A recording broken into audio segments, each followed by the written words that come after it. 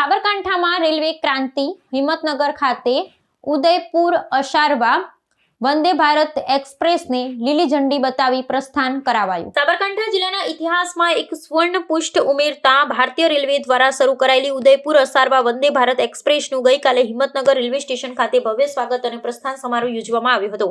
આધુનિક સુવિધાઓથી સજ્જ આ સેમી હાઈ સ્પીડ ટ્રેન જ્યારે હિંમતનગર સ્ટેશન પર આવી પહોંચી ત્યારે સ્થાનિક સાંસદો અને મહાનુભાવો દ્વારા તેને લીલી ઝંડી બતાવી આગળના ગંતવ્ય માટે પ્રસ્થાન કરવામાં આવ્યું હતું। આ પ્રસંગે મોટી સંખ્યામાં નગરજનો ઉપસ્થિત રહ્યા હતા અને ઉત્તર ગુજરાતની મળેલી આ નવીનતમ રેલવે ભેટને હર્ષોલ્લાસ સાથે વધાવી લીધી હતી। આ નવી વંદે ભારત એક્સપ્રેસ ટ્રેન અઠવાડિયામાં મંગળવાર સિવાયના 6 દિવસ કાર્યરત રહેશે, જે રાજસ્થાનના ઉદયપુર અને અમદાવાદના અશારવા વચ્ચેનું અંતર અંદાજે 4 કલાક અને 15 મિનિટમાં કાપશે। આ ટ્રેન ડુંગરપુર અને હિંમતનગર જેવા મહત્વના સ્ટેશનો પર રોકાણ કરશે, જેને કારણે સાબરકાંઠા જિલ્લાના મુસાફરોને હવે અમદાવાદ અને ઉદયપુર જવા માટે અત્યંત ઝડપી અને આરામદાયક મુસાફરીનો વિકલ્પ ઉપલબ્ધ થયો છે। સંપૂર્ણ વાતાનુકૂલિત અને આધુનિક સુરક્ષા પ્રણાલીથી સજ્જ આ ટ્રેન બે રાજ્યો વચ્ચેના વ્યવહારને નવી ગતિ પ્રદાન કરશે।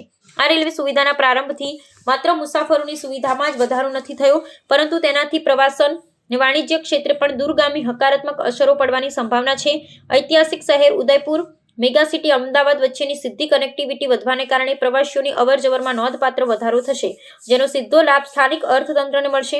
ઉત્તર ગુજરાતના વેપારીઓ અને ઉદ્યોગકારો માટે પણ આ સેવા એક સેતુ સમાન બની રહેશે, જેનાથી સમયની બચત સાથે સુરક્ષિત મુસાફરી સુનિશ્ચિત થશે।